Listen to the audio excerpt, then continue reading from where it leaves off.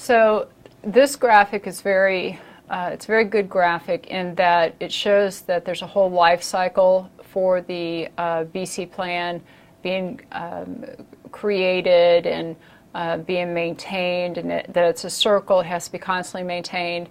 And then the graphic shows that once an incident occurs, what are those steps, and what decisions have to be made to determine what's the next step.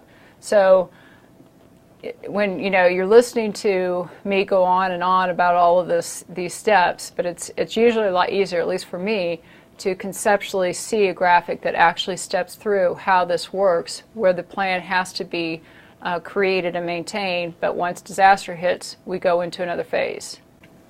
Once we put all this work into developing this plan, you think we have a copy of it on the file server at work? Is that where we should store the plan?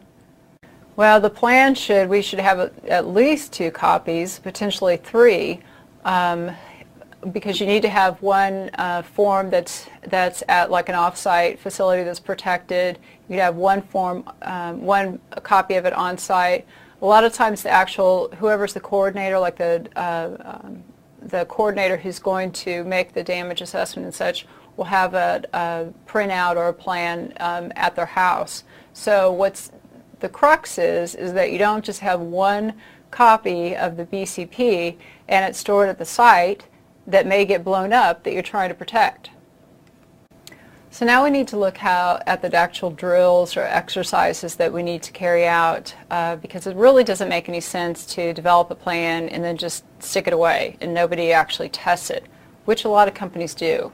You should have no confidence in a plan unless it's been tested, because when you test it is when you're going to find out all the stuff you missed, the stuff that is wrong.